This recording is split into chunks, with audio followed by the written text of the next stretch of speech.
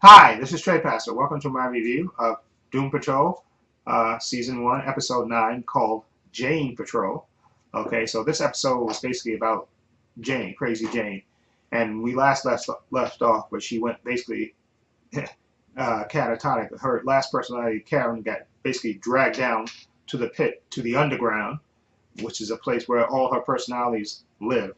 Okay, and so that's how it ended. And she got taken back to the mansion, and we open up, we see the Doom Patrol. They were trying to get her to wake up, and she's not waking up.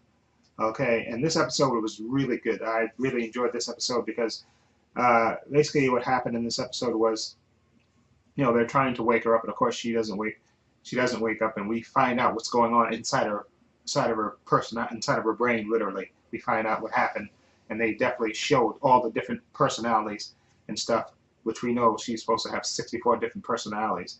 And we find out, of course, the main one is Jane, and we find out that Jane, they want to send, they drag Karen back because, of course, she is trying to be the dominant personality. And so the other personalities, they even go into explaining how all the personas have a purpose, and Jane is the main one, and she's supposed to be the one at the top.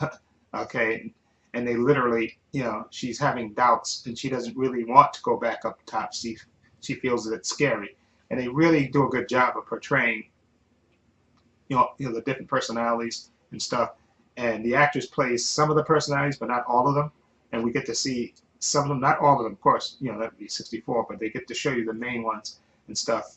And we get to hear the doubts in her brain of why Jane doesn't want to go back up out of the underground back to you know to consciousness. Okay, so she has the doubts, and we discover in this episode, through they show you all the different personalities and stuff, and then so you're wondering, the Doom Patrol is wondering how to wake her up, and literally the negative personality or the negative being and the negative man and Cliff, he acts not Cliff Steele, excuse me, and Larry literally uh, connects to a robot man who's touching Jane, and he basically zaps his brain.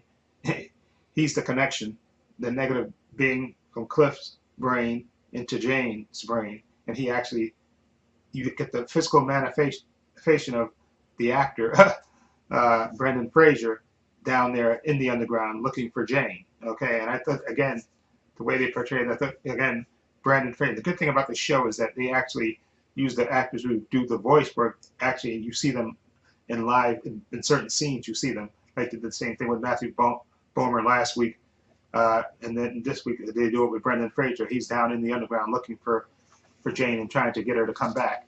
And again, you see that connection that they have. That he won't give up on her, and that part of that reason is, of course, because Cliff, he screwed up in his life, and of course he has a daughter, and he's so he kind of adapted, and it came to care about Jane. So of course he would be the one to go in, which kind of makes sense. Go in and try to save her from that. And the good thing is we get to see we get to see flashbacks of her memory when Cliff is going through the underground.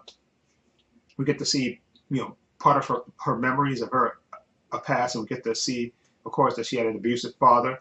Okay, and that part is really well done. The guy is just creepy, and the way the guy calls to Jane when she's a little girl is just incredibly creepy, and the way they portray that is just mind, just it makes you feel really uncomfortable, and that you kind of get the sense of why she split into all these different personalities because of this abuse. Okay, and it's just they do a great job of portraying that, and the actress who plays Jane is just fantastic, and the way they portray it is just, it's heartbreaking at the same time, and you want to see her get well. And I absolutely, again, this shows that seems to get better and better with the writing and acting wise as it goes along. And again, we get to see the memories of Jane and stuff, and her, she actually, is searching for answers, or basically trying to find a reason not to go back up top. Okay, and she gets advised by these sisters to go to the well. Okay, a place called the Well, and she's on her way to the well where Cliff is trying to find her.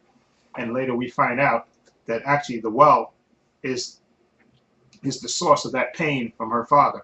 You see it, we hear when she confronts the well, we see that her father is this big scary image, this big scary monster. Okay, and Cliff, he's trying to save her, and he even tries to fight this monster, but he gets kind of ripped apart, and then Jane actually speaks up for him, and it's just beautiful that she has this breakthrough where she actually stands up to her father, and it's just, again, the actress does a really great job of showing you these emotions, and it was just a beautiful thing to watch. And again, like I said, the show is just getting better and better with the person, with the acting and the writing of it, and you get to know these characters more, and you feel for them, and especially Jane. You feel, because she's come from this this abuse and the pain, and you see the reason why she's split into all these personalities, because this horrific abuse that she was suffering from her father, and it was just great. And now she kind of has a kind of surrogate father in Cliff, and they both need each other, okay, and the fact that she actually stood up in her mind to her horrific source of abuse to stand up for Cliff was just really beautiful to see. And of course, she makes the decision now after having that that confrontation and standing up for herself, confronting her demon, which is her father. She decides to go back, and again, it was beautiful. She comes back and she wakes up, and everybody is around her waiting to see her, and they kind of give her own space, and she even thanks Cliff. And you see her go off to her room. They say give her space, and she goes off to her room. And so you think, of course, she's going to get better, because she had that breakthrough in her brain where she confronted that source of pain, which made her split into all these different personalities. But then at the last second, you hear her father, a creepy father, saying, "Come to me, sweet baby." It's just the way they have his voice say that. It's just so creepy, and then it kind of goes off that way. So you think she's getting better, but she's still not totally the father. That pain is still there, and I think that's the big gist of that episode. But we got to see more of her personalities, and to see the source of her pain and see more of her memories, which I think is a good thing, and it really made you even more invested in her character. Made her character maybe not just just one angry girl. You get all these, and you see the source of her pain and why she split into all these different personalities and stuff, and how these personalities, I think there's even a great scene where the personalities say we all serve a purpose, and I thought that was, again, really well done with all the different personalities of Jane. Basically, when they were trying to get Karen, into line, saying that we all serve a purpose, and again, Karen was trying to hijack Jane's body and take over so she could be with her true love. But again, they got her back into line, and we got to see all the different personalities and more memories of Jane, and we got to see her supposedly have a breakthrough, but it was really not a breakthrough, because you see that voice of her father is still in her head, and it was really beautiful to see.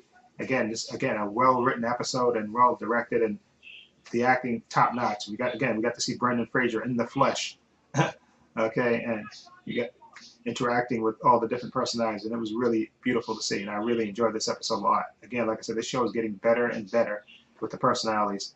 Okay, anyway, let me know what you think of episode 9, Jane Patrol. What do you think of it?